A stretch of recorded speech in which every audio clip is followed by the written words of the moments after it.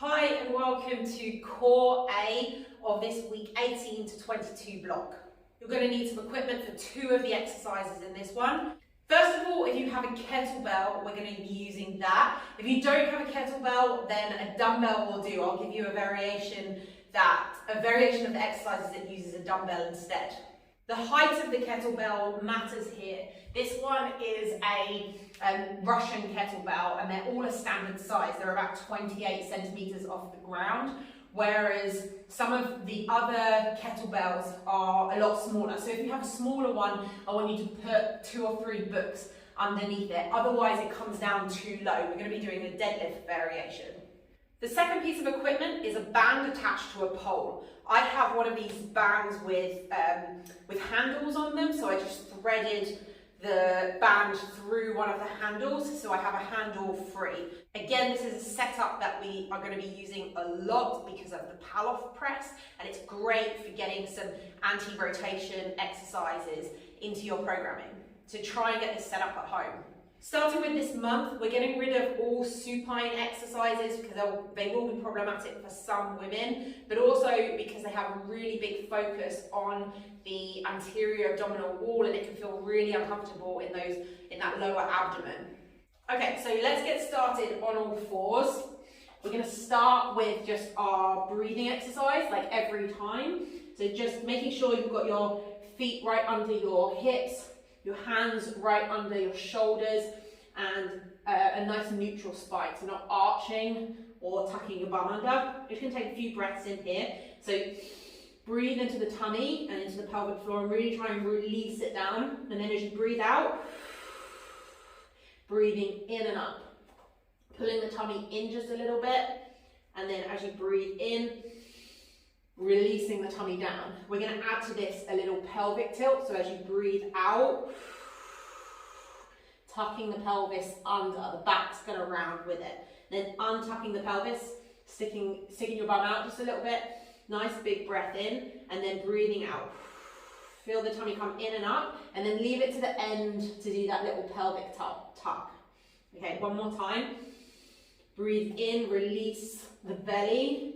Untuck the pelvis, and then as you breathe out, feel the tummy come in and up, and then at the end of the breath, just tuck the pelvis under and give your bum a little squeeze. Okay, then we're going to come into standing. We're going to do a single leg deadlift. So weight on one leg, reaching the opposite leg back, trying to keep those hips in line with one another, so you're not opening up like this. You might be able to get up further if you twist, but you want to keep both hips facing forward, so you're nice and square on your hips. We're going to do 10 on each side, so 10 on this right leg, and then we'll switch legs. This is 5. You want to keep the back really nice and straight. Try and make a nice straight line from your shoulders or from your head all the way down to your foot. I like to keep that foot flexed. Your breathing doesn't matter that much here. Make sure you are actually breathing and not holding your breath. But you might want to try breathing in on the way down and then out on the way up. 3 more of these, I think. You should be feeling that big stretch down the back of your hamstring, and then we're going to switch sides. So I'm on my left leg now. Trying not to let the knee fall in. Trying not to let that hip open up. So you don't want to be doing this. And then we get the stretch all the way down the back of the hamstring and not just on one side. We'll be doing more and more hip stability work in these core sessions. It's part of your core. It's going to help with pelvic floor function. It's going to help with balance. So many women lose their balance. I see them postpartum and they can't stand on one leg. So it's all part of that core system, and doing these single leg exercises, it does work one side of your core and then the other side works the other. Oop. Okay, I think that's 6, 7, 8, 9, 10, and in the next few sessions we're going to be adding some complication to that. Okay, back down onto all fours. I'm going to find a nice neutral position, hands under the shoulders and our knees right under our hips. And we're going to do a bird dog. So breathing into the belly just like we did before, and then as you breathe out, we're lifting hand and opposite leg up, okay?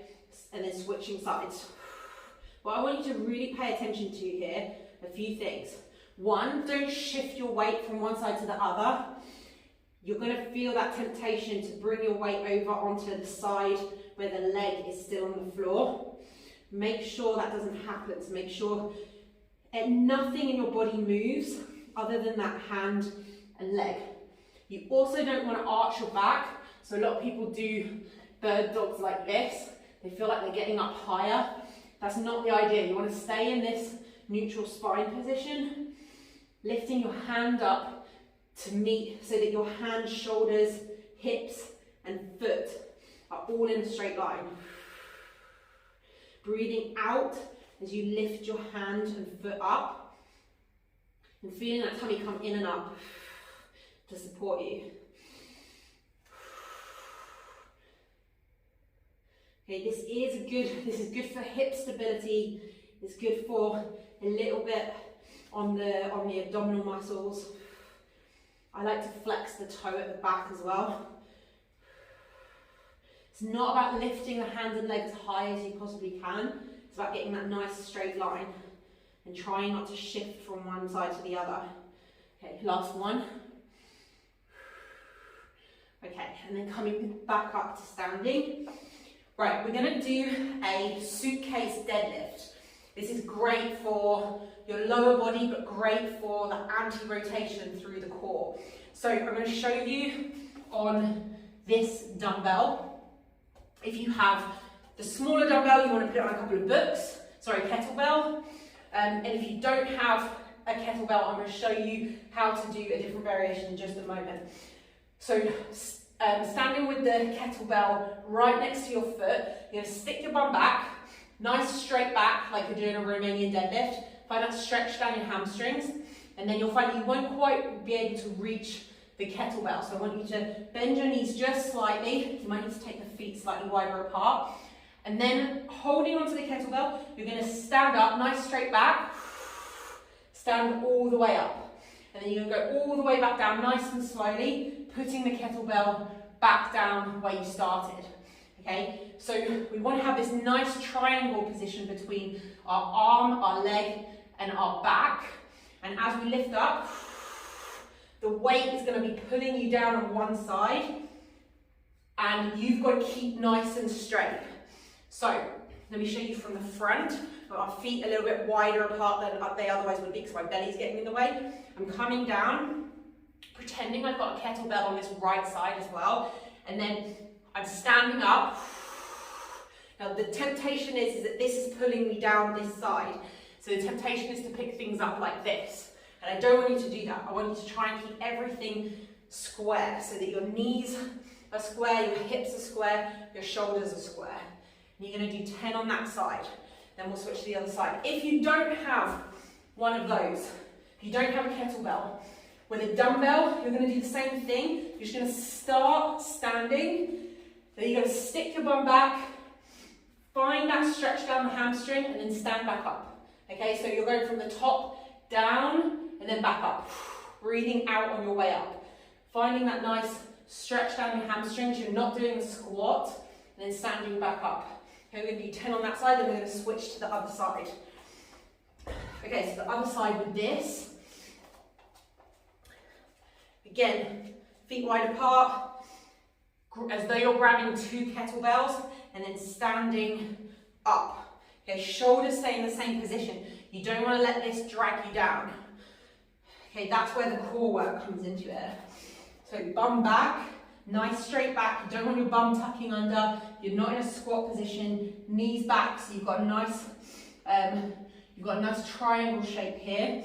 And then we're keeping the back nice and straight, standing all the way up. And then putting the weight back down. Standing all the way up.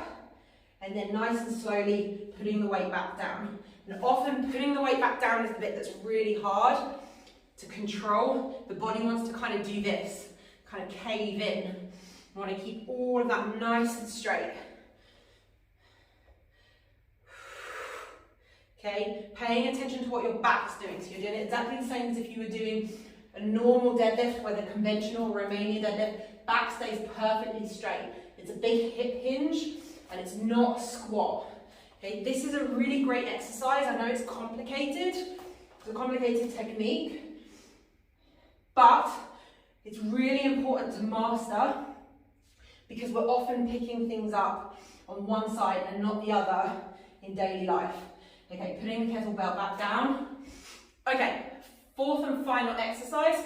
We're going to grab our band that's tied up to one side. I'm just going to grab it like this, and I'll show you how to use the handle if you do have one afterwards. We're going to put our hand on our hip, the hand that's closest to the pole, and we're going to bring this across our body. So if it's too tight, it's going to be really hard to keep that arm straight out over here. But if it's too loose, you're not going to feel anything. So you adjust by moving your body closer, further away or closer. And we're going to do 10 on each side. Breathing out as you pull that band across. So that when you finish the exercise, you're more or less in line with the pole. I'm just a little bit behind it. Okay, so this is a nice upper back exercise. It's also a great anti-rotation exercise. You should feel a pull through these muscles. And you can also put one hand on your belly, breathe in, breathe out, feel that belly come in and up. Okay, 3 more, 2 more, last one. Wow, I'm really feeling it in my arm. Okay, opposite side. I'm going to turn my back to you for this one. So just pulling across. I'm going to see if I can get an angle where you can see the tummy a little bit as well. 2. You really want to, again, we're keeping everything square. So our shoulders stay completely the same height, the hips stay the same height. We don't want anything to twist. But there are rotational forces working through the spine here. It's pulling your body it's pulling your spine into rotation, but you're keeping everything completely still. So those muscles are working hard isometrically. Last 3, 2, last 1. Wow, that's really tough on the arm and the shoulder as well. Okay, back to our single leg deadlift. Starting with my right leg. One leg goes back. Well, that was a bit wonky. And trying to keep your balance, trying to keep as even as you can. Not rounding your back either. Nice straight back. Nice straight line between the top of your head down to your heel. 4, 5, you might feel your leg wobbling a bit. 6, 7, 8, 9, last one, 10, okay, switching sides. 1, make sure you're feeling that stretch down the back of the hamstring. 2, make sure you're not lifting that hip up too much over here. 3, that's 4, 5, I think anyway, 6, 7, you can do whatever you want with your hands, you can keep them down here if you want. 8, on your hips, out to the sides, whatever feels most comfortable. Last one, 10, down onto our bird dog. Okay, make sure you're nice and even. We're going to do 10 of these. Breathing in, breathing out. Nice straight line from your hand to the end that your heel. And making sure as well that you're not just being like this with your arm, or lifting it up like this. We want to make a nice straight line and you want to get full shoulder flexion, okay? So like what we're trying to get in that downward facing dog, we're lifting our shoulder all the way up, straight elbow, all the way up to here.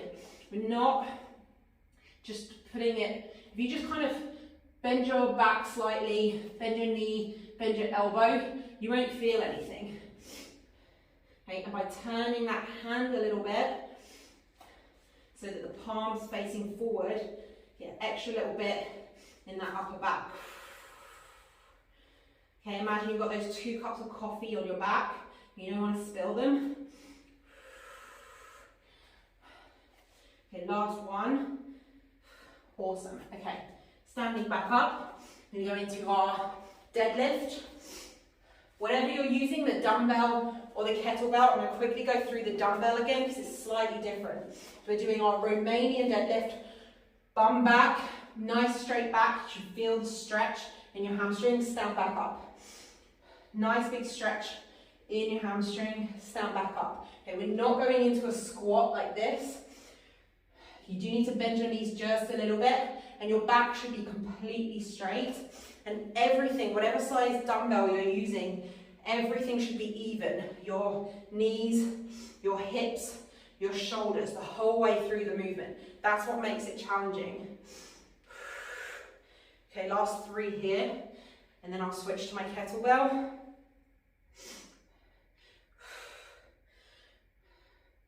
One, and then you're switching sides. And if you're with the kettlebell, we're doing slightly different variation. We're doing a conventional deadlift, okay? So our Romanian deadlift is just to here, where we've got to stretch down the hamstring. But in order to pick up our kettlebell, we have to bend our knees a little bit more. So we've got this nice triangle between arm, back, and legs. And from here, we're lifting up. We're pressing the floor away, keeping that back nice and straight, and that's the same, okay? The back, all of that is exactly the same, it's just a slightly different body position. So we're not in this Romanian deadlift position, in this conventional deadlift position with a little bit more knee bend in order to reach the kettlebell. This is called a suitcase deadlift. I don't think I said that before. This is how I pick up a suitcase. Okay, showing you from the front. Feet wide enough apart so the belly can fit in between your legs. Bum back, make sure that back's lovely and straight. And try to resist the temptation for this side to fall down, this side to come up first. Okay, and you can practice this in your day-to-day life as well when you need to pick things up. Breathing in at the bottom, breathing out as you lift it up. With a nice straight back. Okay, I think that's that. I think that was 10 anyway. I'm going to grab my band. We're going to do our last exercise. I feel quite out of breath with this one. Our band pull across. Okay, so again, the pole is just probably about 30 centimeters in front of the line of my feet, and then pulling the band across to the other side of my body. Not past my body, completely in line with my body here. This is too far forward, you're not going to feel the pull to the side. You want a nice straight elbow.